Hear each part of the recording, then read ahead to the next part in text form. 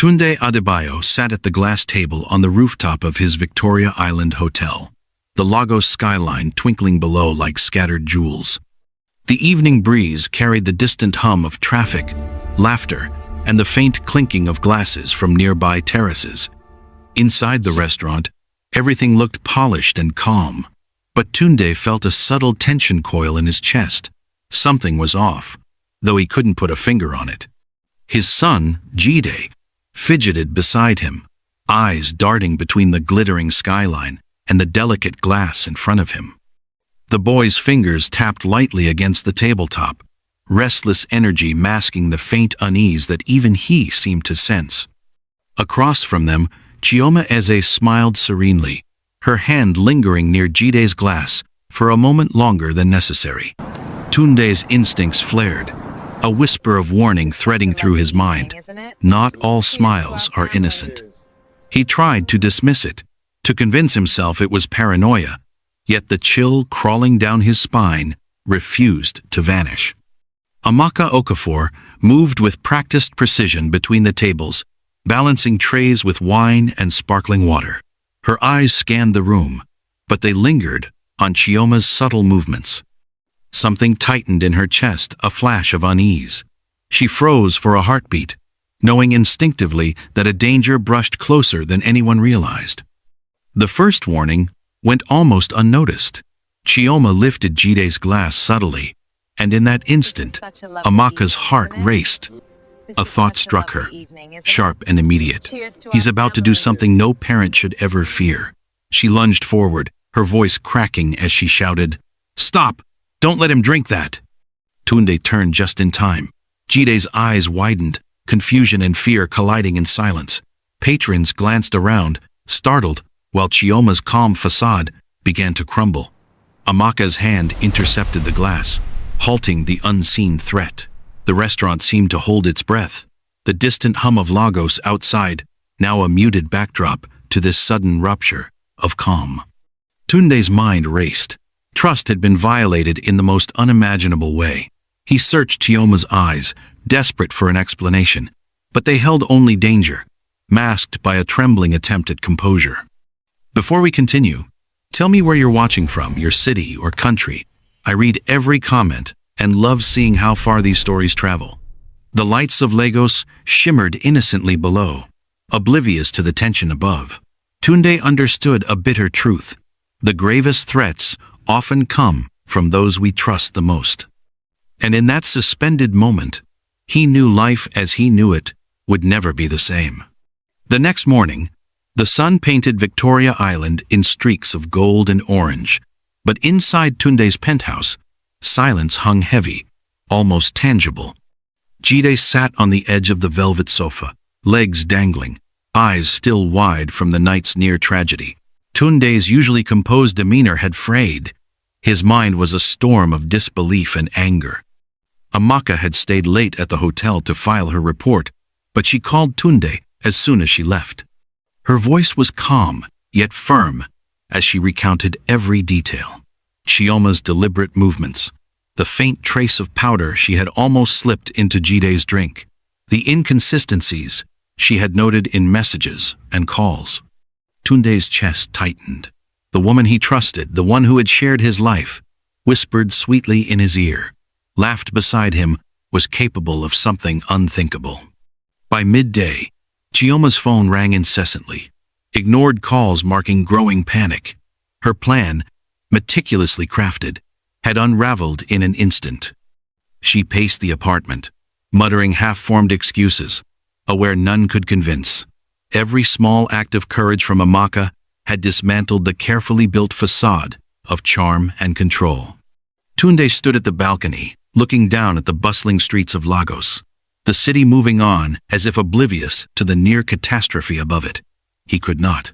The weight of betrayal pressed against his chest. Jide tugged at his sleeve. "Dad? Is she going to hurt us again?" The innocence in his voice shattered Tunde. The answer was clear. Vigilance was the only shield now. Amaka arrived mid-afternoon, steps brisk, expression solemn. She laid out everything she had discovered: messages, traces of poison, the deliberate proximity to Jide, all evidence that Chioma's charm masked lethal intent. "You almost lost him," Amaka said quietly. "And I won't let that happen again." Tunde nodded, swallowing hard. Trust could not be assumed. It had to be earned, tested, and guarded. Months of grief and desire had blinded him. He had believed love could heal everything, but now he saw its danger. Chioma had infiltrated their lives, and wealth, influence, or status could not protect what mattered most. Only vigilance and decisive action could. By evening, the first wave of official investigation had begun. Chioma's movements were being tracked, her communications monitored. Tunde realized that courage, while vital, was insufficient without strategy. His hands clenched as he understood. Every prior oversight had nearly cost a life. The stakes had escalated beyond fear. They were now urgent, concrete, and immediate. Tunde's reflection hardened his resolve. He would protect Jide, uncover every lie, and confront the threat directly. Lagos hummed beneath him, unaware of the quiet battles raging in the spaces above it. He understood a bitter truth. Life demanded clarity, decisiveness, and moral courage, not just wealth or influence. The courtroom was suffocating, the midday Lagos sun slicing through tall windows and casting long shadows across polished mahogany benches. Tunde sat at the front, Jide quietly holding his hand, eyes wide, alert, absorbing the gravity of the moment. Across the room, Chioma's defiance faltered, a flicker of uncertainty betraying the careful control she had maintained for months. The prosecutor's voice cut through the tense silence, methodically presenting evidence, intercepted messages, financial records, and surveillance footage, capturing Chioma's calculated attempts to endanger Jide. Witnesses, emboldened by Amaka's courage, recounted details she had meticulously observed, from subtle gestures to almost invisible powder traces. Every piece of evidence landed like lead, the weight palpable, and Chioma's confident facade began to crumble. Tunde's heart thudded as he recalled the rooftop, the near tragedy, the instinct that had saved Jide. Every moment of fear, every sleepless night, had led to this confrontation. He realized the power had shifted. Chioma's charm and schemes could no longer manipulate the outcome. The law, morality, and courage now converged on him, and he held the balance. He rose, voice steady yet heavy with emotion. "Chioma Eze," he said, letting each syllable punctuate the still air. "You tried to destroy what I hold most dear. You risked my son's life, betrayed my trust, and believed you could manipulate everything. Today, your actions meet their consequences." The courtroom froze. Chioma's lips parted, but no sound emerged. Her plans, control, and illusions all collapsed under Tunde's unwavering gaze. He did not hesitate, did not falter, did not seek vengeance. He acted with clarity, with moral authority, and with the full weight of truth. Amaka stood nearby, silent but resolute, understanding that Tunde's choice to confront, rather than hide or delay, was the defining act. Courage alone had saved the boy once, but it was now combined with decisiveness and moral clarity that ensured justice. The detective who had intercepted Chioma's latest plan stepped forward, detailing the final proof: deliberate, meticulous attempts to endanger Jide again. Each word reverberated, making the courtroom hold its breath. The judge leaned forward, aware of the magnitude, as the room absorbed the chilling reality. Tunde's mind flashed back the sleepless nights, the moments of helplessness, the terror that had once gripped him, but he had acted. Choice had shifted power. The woman who had infiltrated their lives no longer held control. Now, justice and vigilance were his allies. The verdict rang clear: guilty. Chioma's defiance gave way to resignation. Her schemes dismantled, her influence over Tunde and Jide nullified. Justice had arrived, delayed but inevitable. Tunde knelt briefly to embrace Jide, feeling the boy's pulse. the warmth of life preserved by courage and vigilance. We did it, Amaka's son. eyes We're glimmered safe now. with quiet pride. No accolades were needed. The right action had been taken when it mattered most. Outside, Lagos exhaled, oblivious to the life-altering decisions within its courtroom. Tunde understood. Power was not wealth, influence, or charm. It was clarity, courage, and the decisiveness to confront darkness when it stood closest to home. Weeks passed, and Victoria Island's skyline shimmered under the Lagos sun, calm, yet bearing witness to the storms that had passed. Tunde often found himself pausing on the rooftop, remembering the night when life had almost unraveled. Jide's laughter began to return slowly, cautious but real, a reminder that innocence could survive even the sharpest threats. Amaka's role had transformed quietly, yet profoundly.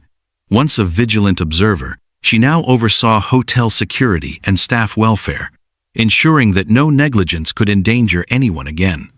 She was celebrated subtly, not for accolades, but for principles upheld: integrity over fear, courage over comfort.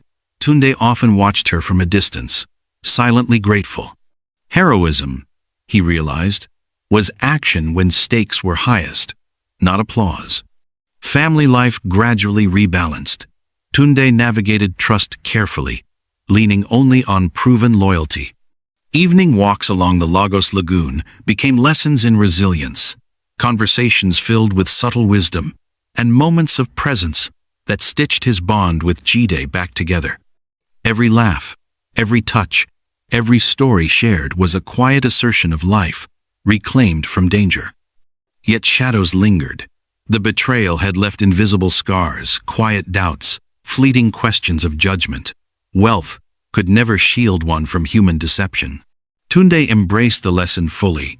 Protection comes not from fortune, but from vigilance, courage, and decisive action. He often reflected silently, understanding that the greatest strength lay in moral clarity and presence of mind. One evening, Tunde sat alone in his office, city lights glimmering as if echoing the pulse of life itself. Amaka passed by, eyes meeting briefly, sharing understanding without words. Tunde wrote a final note to himself. Wealth cannot protect what matters most. Vigilance, courage, and love do. The rooftop, once a place of near tragedy, became a vantage point for reflection, a reminder that life demanded clarity and action.